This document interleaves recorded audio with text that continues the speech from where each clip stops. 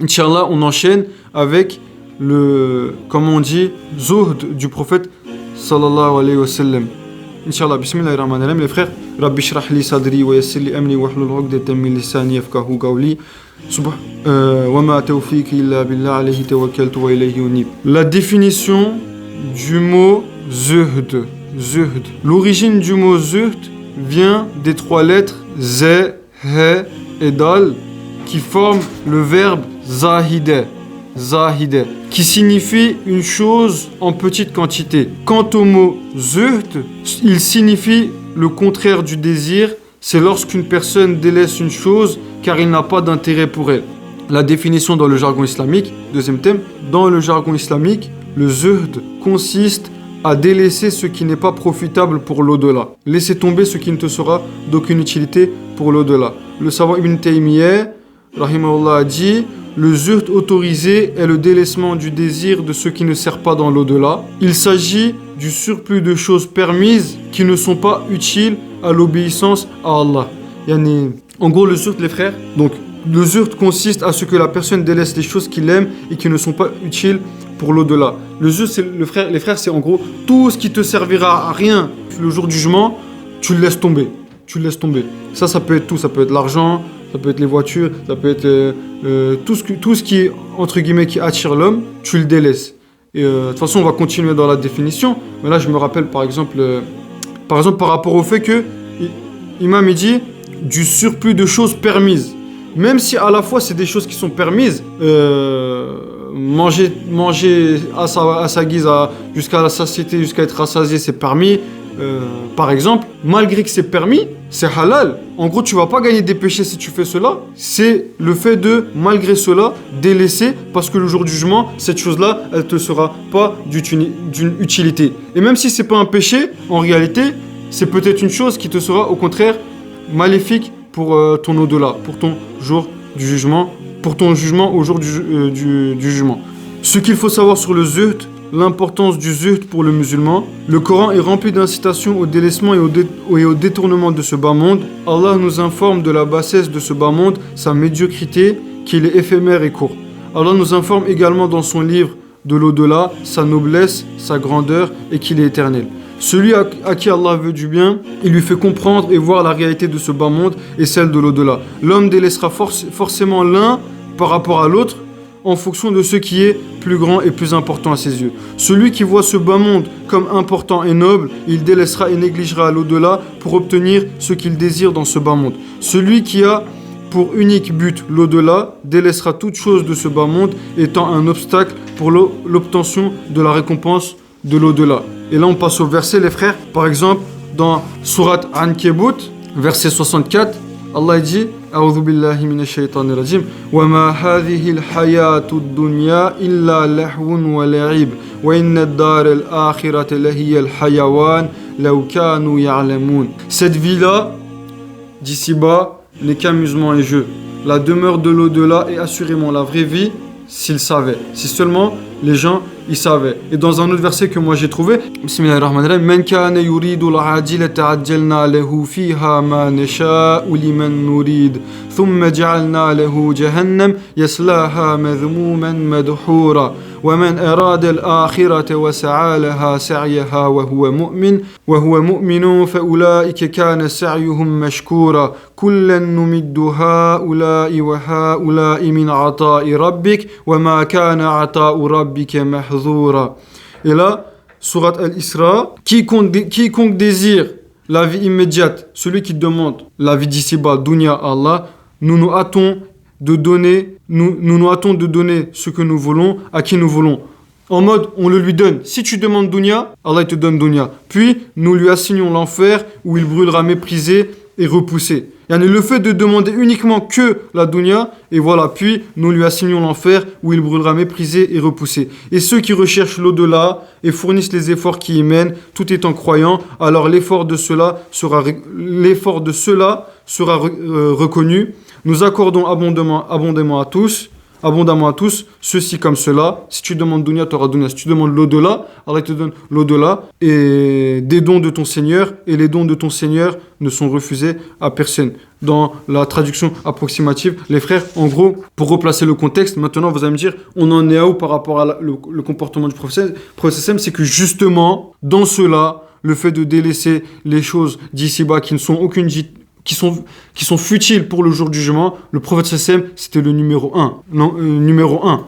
Et dans un cours que j'ai écouté, l'imam me disait, même si tu mettais tout la moralité des prophètes d'un côté, la moralité du prophète Sam de l'autre, la moralité du prophète Sam dans la balance, elle pèsera plus lourd que celle de tous les prophètes réunis, tellement lui, c'était justement, ça, il a été choisi par Allah, les frères. Ouais, pour tous les univers, c'est le seul, par exemple, un des surnoms du prophète, c'est Habibullah. C'est le seul qui a eu ce surnom, c'est le bien-aimé d'Allah, celui qui a eu, on va dire, l'affection d'Allah. J'ai pas envie de dire le fait que Allah il l'aime, c'est Habibullah, tu vois. Ibrahim c'était Halilullah, Moussa c'est Safiyullah, et le prophète Mustafa sallam Habibullah. Et voilà, du coup, on commence, les frères, on rentre dans le vif du sujet. Inch'Allah, je commence à lire, et voilà, on commence. Si je dis pas de bêtises, vite fait les refs. Voilà, sont peu de cas des propositions mondaines. Première partie sont peu de cas des propositions mondaines. Bien avant qu'il n'y eut quelques perspectives de succès en vue pour l'islam, et au début d'une longue et pénible ère de torture, de souffrance et de persécution subie par Mohammed sallallahu alayhi wa sallam et ses disciples, il reçut une offre intéressante. Un envoyé des chefs païens, Otba, vint à lui et lui dit « Si tu veux de l'argent, nous amasserons pour toi assez d'argent pour que tu sois le plus riche d'entre nous. Si c'est le leadership que tu veux, nous te prendrons comme chef et nous ne prendrons jamais de décision au sujet de quoi que ce soit sans ton approbation. Si tu veux un royaume, nous te couronnerons roi. » On demandait au prophète sallallahu alayhi wa sallam de ne faire qu'une concession en échange de cela, c'était de cesser d'appeler les gens à l'islam et à n'adorer que Dieu sans lui attribuer d'associés. Cette offre ne serait-elle pas apparue tentante à quelqu'un recherchant les privilèges de ce monde? Le prophète sallallahu alayhi wa sallam était-il hésitant lorsqu'on lui fait cette offre? L'a-t-il refusé par stratégie de marchandage pour laisser la porte ouverte à une meilleure offre? Voici ce que fut sa réponse. Bismillahirrahmanirrahim. Et il récita haute bas les versets du Coran. Suivant. C'est une révélation. Voici quelques-uns des versets. C'est une révélation descendue de la part du tout miséricordieux, du très miséricordieux. Un livre dont les versets sont détaillés et clairement exposés. Un Coran en arabe pour des gens qui savent, annonciateur d'une bonne nouvelle et avertisseur. Mais la plupart d'entre eux se détournent, c'est qu'ils n'entendent pas. Et à une autre occasion, et en réponse aux supplications de son oncle, Abu Talib, qui lui demandait d'arrêter d'appeler les gens à l'islam, la réponse du prophète Mohammed sallallahu alayhi wa sallam fut tout aussi décisive et sincère. Celui-là, par exemple, les frères, en gros, à un moment donné, les polythéistes de la Mecque, les chefs, les nobles, ils en avaient tellement marre du prophète sallallahu alayhi wa sallam qui invitait les gens à l'islam et qu'il y a de plus en plus de gens qui adhéraient à l'islam qu'ils lui ont fait une proposition. Ils ont quelque part menacé son oncle, ils ont dit « Toi, actuellement, tu es le chef de la Mecque, mais sache que bientôt, tu vas mourir, tu es vieux, et après toi, Mohamed, il sera sans défense et tu pourras pas le protéger. Si lui, il continue d'inviter les gens à l'islam comme cela, sache que, voilà, on veut en gros mettre les points sur les i, sache que Mohamed n'est pas à l'abri des dangers. Mais va lui dire plutôt que nous lui proposons un peu les mêmes choses que je viens de citer au-dessus, et s'il prend cela en contrepartie du fait d'arrêter d'inviter les gens à Allah, alors le marché sera conclu. Et là, Abu Talib qui vient expliquer cette situation au prophète Mohammed, regardez la réponse de notre bien-aimé, fut tout aussi décisive et sincère. Je jure par Allah, ô mon oncle, que s'ils mettent le soleil dans ma main droite et la lune dans ma main gauche, pour que j'abandonne d'appeler les gens à l'islam, je ne cesserai jamais jusqu'à ce que Allah fasse triompher l'islam ou que je périsse en le défendant. Non seulement le prophète Mohammed sallallahu alayhi wa sallam et ses quelques disciples souffrirent-ils de persécution pendant 13 ans, Mais les mécréants tentèrent de tuer Mohammed à plusieurs reprises. À une occasion, ils tentèrent de le tuer en jetant sur sa tête un énorme rocher, si gros qu'il pouvait à peine être soulevé. Une autre fois, ils essayèrent de le tuer en empoisonnant sa nourriture. Qu'est-ce qui pouvait bien justifier une telle vie de souffrance et de sacrifice, même après qu'il fût devenu tout à fait triomphant de ses adversaires? Comment expliquer l'humilité et la magnanimité qu'il démontra dans ces moments les plus glorieux, durant lesquels il maintenait que le succès n'était dû qu'à l'aide d'Allah, de Dieu, et non pas à son propre génie? Est-ce que ce sont là les caractéristiques d'un homme égocentrique ou assoiffé de pouvoir? Partie 1, malgré qu'on lui a proposé l'or du monde, le prophète, il s'en foutait de ça. Il a délaissé ça. On continue. Le lit du prophète, ça c'est l'anecdote par rapport au lit du prophète sallallahu. Là, si je dis pas de bêtises, on va parler de quand Omar, il est venu voir le prophète dans sa chambre. Exactement. Mais entre autres, entre virgules, entre trucs, entre guillemets, entre parenthèses, un truc qui vient de me venir à l'esprit. Un jour, Djibril, il vient voir le prophète sallallahu.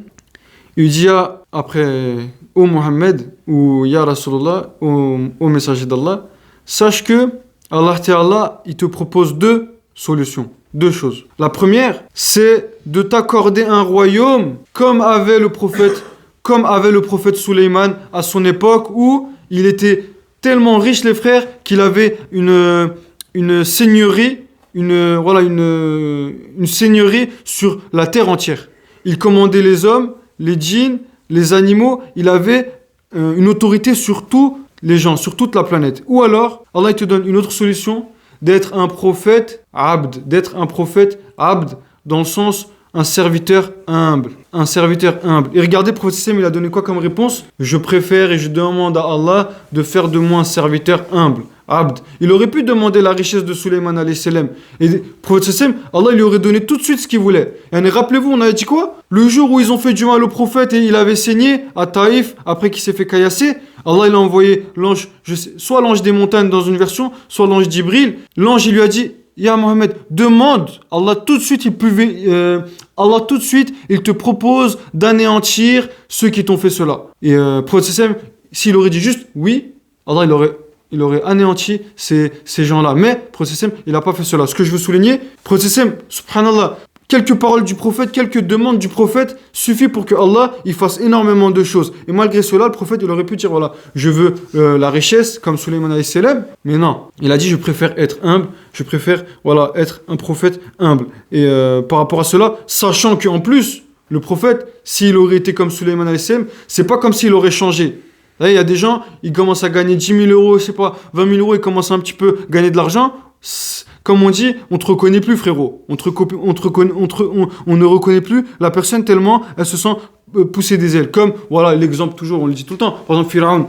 Allah, il lui a tellement donné, à la fin, il a commencé à dire, je suis votre Dieu, votre Seigneur, le Très-Haut. Le prophète, il était, hacha, il était au-delà de cela. Mais malgré cela, il a refusé, etc. On revient, Inch'Allah, sur le lit du prophète sallallahu alayhi wa sallam. Le prophète s'étant une fois retiré de toute compagnie pour vivre seul pendant 1 mois dans une chambre. Omar, radiyallahu anhu, à force d'insister, finit par pénétrer dans cette chambre. En fait, il y a plein de trucs que j'ai envie de dire, mais on va faire vite, parce que j'ai pas envie de prendre trop de temps, les frères. On a, Inch'Allah, 3 pages à boucler aujourd'hui. Je vais essayer d'accélérer, je vais arrêter les anecdotes. Il trouve là notre saint prophète sallallahu alayhi wa sallam couché sur une natte dont les reliefs étaient imprimés sur son corps. Un lit de piètre qualité où carrément ça laissait des traces sur le visage du prophète. En guise d'oreiller, il avait sous la tête un sac rempli d'écorce de dattier.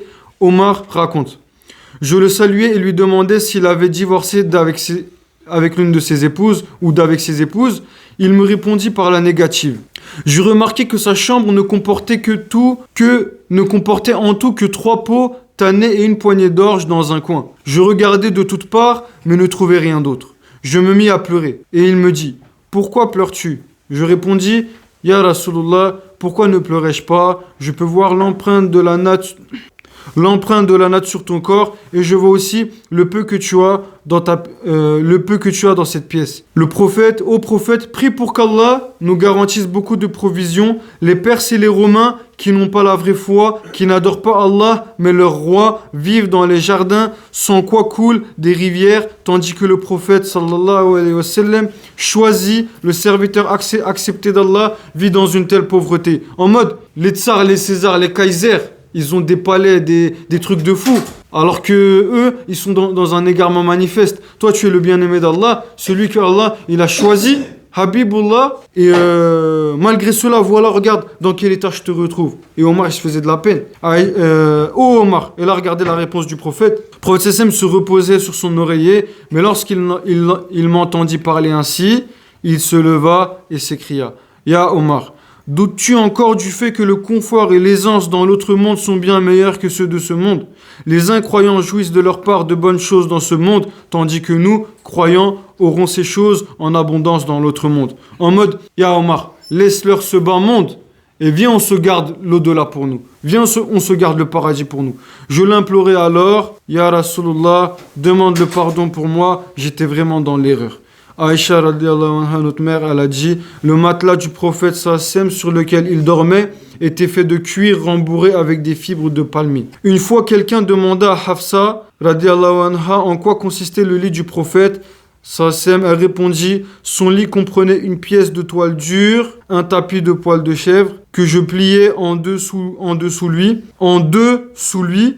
Une fois, je l'avais plié en 4 afin de le rendre plus confortable. Tellement c'était pas confortable, elle s'est dit, notre mère, je vais le plier en 4, comme ça le prophète il sera plus confortable quand il va se reposer, il va dormir, il va faire sa sieste. Le lendemain matin, le prophète me demanda, qu'as-tu mis sous moi hier soir? Je répondis, la même toile, mais je l'ai pliée en 4 au lieu de le plier en 2, comme d'habitude. Il reprit, remets-la comme elle était avant, le petit confort que tu ajoutes ne convient pas du tout à la prière de la nuit. En mode, le confort que ça m'a ajouté m'a empêché de prier la nuit. Ça l'avait. Le prophète, il n'avait pas pu se réveiller pour prier la nuit. Il a dit, refais comme avant. C'est pas confortable, mais c'est pas confortable, mais c'est pas grave. Et de très nombreux témoins ont rapporté que le prophète dormait sur un lit très dur qui marquait ses côtes. Prochaine partie, le repas du prophète sallallahu. Aïcha radiallahu anha, ô mon neveu, il nous arrivait de voir passer 3 nouvelles lunes en 2 mois sans que nous ayons allumé un feu. 3 nouvelles lunes en 2 mois. En gros, pendant 2 mois, on n'avait pas à manger sans que nous ayons allumé un feu pour cuisiner dans la maison du prophète. Son neveu demanda, ô ma tante, de quoi nourrissiez-vous? Elle dit, le quotidien, les dattes et l'eau, mais le prophète avait des voisins Ansar qui possédaient des chamelles qui allaitaient et ils envoyaient un peu de leur lait au prophète. Le quotidien du prophète, c'était des dattes et de l'eau. Subhanallah. Et de temps en temps, voilà, le prophète avait des voisins qui possédaient des chamelles qui allaitaient et ils envoyaient un peu de leur lait au prophète. Sahl ibn Saad a dit, le prophète sallallahu n'a pas vu de pain fait de farine raffinée du moment où Allah lui a confié la mission du prophète jusqu'à sa mort. Même le pain, les frères, regardez, n'a pas vu de pain de farine raffinée. Ok, Anas rapporte, les plats du déjeuner et du dîner du prophète sallallahu n'ont jamais contenu simultanément du pain et de la viande, sauf quand il avait des hôtes, des invités. Aïcha radiallahu anha, qu'Allah soit satisfait d'elle, rapporte, du vivant du messager d'Allah, la famille de Mohammed n'a jamais mangé à satiété du pain d'orge 2 jours de suite. Il est également rapporté qu'il lui arrivait de se nourrir ainsi que sa famille avec de l'eau et des dattes pendant 2 à 3 mois. Rapporté par Al-Bukhari et Muslim. Prochaine partie, les frères, on a bientôt fini. L'argent du prophète sallallahu alayhi wa sallam. D'après Aïcha, ça rejoint un peu la générosité, mais c'est du point de vue du zuhd.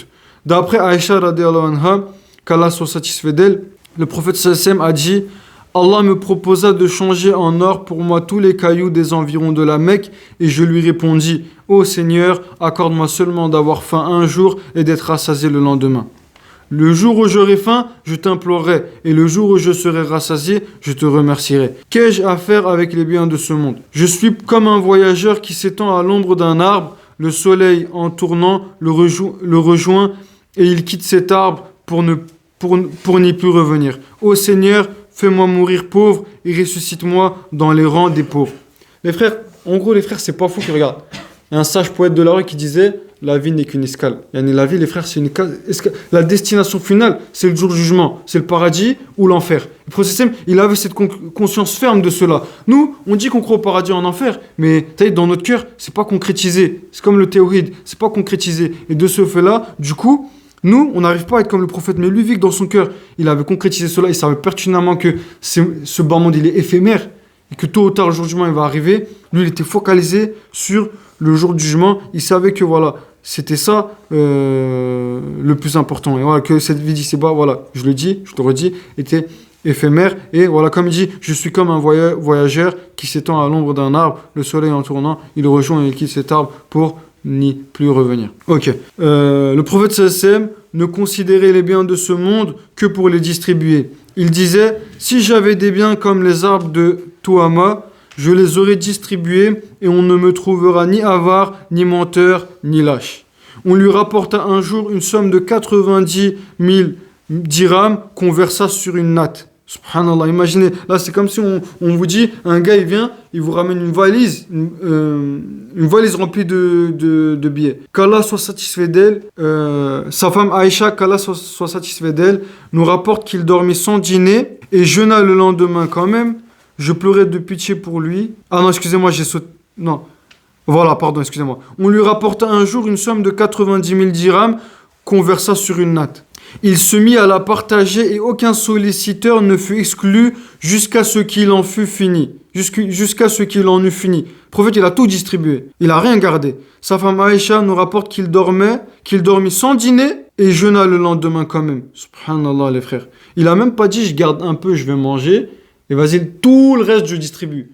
Il a tout distribué, il a même pas mangé, et le lendemain, il a jeûné. Subhanallah, les frères. Je pleurais de pitié pour lui, et lui disait, mon pauvre ami, tu pouvais au moins garder de quoi apaiser ta faim. Il me disait, oh Aïcha, qu'ai-je à faire des biens de ce monde. Ibn Messoud rapporte que le messager d'Allah sallam dormit sur une natte faite de roseaux, si bien que ses flancs en portaient les marques lorsqu'il se réveilla.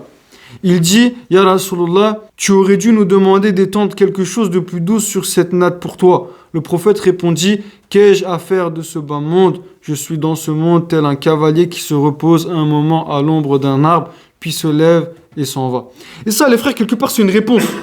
Pour tous les, on va dire, les mécréants qui disent, le prophète, il a fait ça juste pour manipuler les gens, pour du pouvoir, pour ceci, pour cela. Mais la réalité, elle est là, du prophète. Il n'a jamais profité d'aucun des bienfaits et des choses que sa prophétie lui avait ouvert comme porte, comme possibilité. Tu vois qu'il avait toutes les possibilités, il avait tout le pouvoir, il aurait pu faire énormément de choses, mais regardez, ça c'est la réalité du prophète. Et l'argument de dire il a fait ça pour du pouvoir, il a fait ça pour ceci, pour cela, il est inopérant, argument inopérant. L'héritage, le prophète me disait également, ce bas monde n'est, en comparaison à celui de l'au-delà, que comme est le doigt de l'un d'entre vous qui l'introduit dans la mer. L'héritage du prophète. Et là, on a fini, c'est la dernière partie, les frères. Aïcha rapporte, il n'a laissé en guise d'héritage ni dirham, ni dinar, ni dirham, ni brebis, ni chameau. Amar ibn al-Harith, je sais pas comment on prononce, Amar ibn al-Harith, a dit que lorsque le prophète sallam est mort, il n'a laissé ni argent ni quoi que ce soit d'autre, à part sa mule blanche qu'il montait, ses armes et une parcelle de terre qu'il laissa en charité. Il n'a rien laissé derrière lui, les frères. Rappelons qu'à sa mort, alors que tous les biens de ce bas monde lui ont été offerts, surtout à la suite des conquêtes, son bouclier était hypothéqué. Quand il est mort, son bouclier, il était hypothéqué chez un juif contre des dépenses pour sa famille. En gros, il avait emprunté de l'argent à un juif pour les besoins de sa famille et il avait laissé son bouclier en hypothèque. Et là, vous allez me dire, il était le plus riche, on lui ramenait plein de biens et il a eu le besoin d'hypothéquer. Et ça rappelle un peu les frères quand on disait le moment où Omar radiallahu anhu, il avait fait quoi? Quand quelqu'un est venu lui parler des affaires de l'État, il y avait une bougie qui était allumée. Omar il a parlé. Et ensuite quand l'invité, le compagnon, il a commencé à parler des affaires privées de Omar, Omar il a éteint une bougie, il en a allumé une autre. Et là le compagnon il a dit mais pourquoi tu as éteint cette bougie pour allumer l'autre? Omar il a dit, celle-là, c'est une bougie achetée avec les biens des musulmans. Et quand on parlait des affaires qui concernent les musulmans, ça ne me gêne pas que cette bougie soit allumée. Mais maintenant que tu parles de mes affaires privées à moi, j'ai sorti ma bougie que j'ai achetée de mes propres biens. Pourquoi? Pour pas rentrer dans le droit des musulmans, des gens. Et le prophète, c'est exactement la même chose en un degré certainement plus élevé, infiniment plus élevé. C'est que lui, il disait quoi? Il dit voilà, malgré qu'il avait tous les moyens, il est mort avec son bouclier hypothéqué chez un juif. Subhanallah. Aïcha radiallahu anha dit encore: il est mort en ne laissant rien qui puisse être mangé dans ma chambre à l'exception d'une petite quantité d'orge qui se trouvait dans une de mes étagères. Il m'a dit: on m'a proposé de transformer la vallée de la Mecque en or pur, mais j'ai dit non. Ô mon Seigneur, je préfère avoir faim un jour et être rassasié un autre jour. Lorsque j'aurai faim, je t'implorerai et je t'invoquerai. Et lorsque je serai rassasié, je te louerai et je te rendrai grâce. En effet, selon un autre hadith, l'ange Gabriel, Jibril, est descendu pour le voir. Il lui a dit: Allah subhanahu wa ta'ala te salue et te dit: veux-tu que je transforme ces montagnes en or et qu'elles t'accompagnent partout où tu te trouves? Il baissa la tête un long moment, puis il dit: ô Djibril, le bas monde est une demeure pour celui qui n'a pas de demeure. C'est un bien pour celui qui n'en a pas. Il arrive qu'il soit amassé par celui qui manque d'intelligence.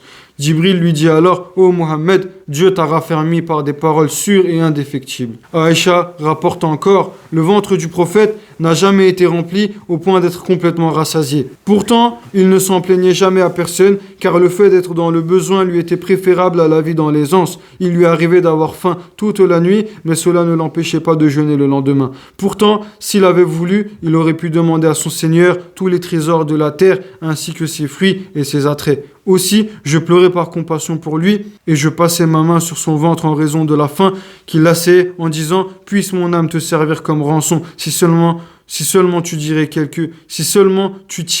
quelque bien de ce monde. Notre mère, elle se faisait de la peine pour le prophète. Que je sois sacrifié dans le sens, mais profite un peu de ce bas monde, tu prends trop sur toi, ya Rasulallah. Par exemple, les frères, anecdote que je voulais pas dire, mais je vais quand même la dire. Anecdote que je voulais pas dire, mais je vais quand même la dire. À un moment donné, les frères, c'était à Médine. Il y avait la bataille de Uhud, si je dis pas de bêtises, qu'il fallait préparer. Allah Wallah, je me rappelle plus. Et les compagnons, tellement ils avaient faim, le prophète tellement il avait faim. Je vous explique. Quand on a faim, eux ils faisaient quoi? Quand ils avaient faim, ils attachaient un caillou, une pierre à leur ventre pour faire une illusion de satiété à leur cerveau, à leur corps, pour que le sentiment de faim ils se dissipent parce qu'ils avaient rien à manger, ils n'avaient pas mangé pendant plusieurs jours, ils avaient énormément faim, ils se tordaient en fait. Les compagnons ils se tordaient. Si je dis pas de bêtises, c'était Abu Bakr qui était dans le lot, radiallahu anhu, et à un moment ils croisent le prophète sallallahu. Et eux ils disent: ya Rasulallah, regarde, on s'est attaché quoi? Tellement on a faim et on n'a rien à manger et que les temps sont durs. Le prophète, vous savez, il a fait quoi? Il a dit: regarde, il lui a montré, le prophète il avait 2 pierres ou 2 cailloux, 2 bouts de rocher attachés à son ventre. Alayhi salatu wa sallam. Donc on continue. Si seulement tu tirais quelque bien de ce monde. Il me dit, sallallahu alayhi wa sallam: mes frères parmi les messagers, doués d'une grande résolution, ont supporté ce qui est plus dur encore. Puis ils ont trépassé et sont arrivés devant leur Seigneur. Il a honoré leur retour et accru leur récompense. Je me sentirais honteux si je vivais dans l'aisance, car je manquerais d'être à leur suite. Or rien ne m'est plus agréable que le fait de rattraper mes frères et mes amis. Puis Aïcha ajoute à celui-ci: l'envoyé de Dieu sallallahu alayhi wa sallam passa 1 mois et mourut.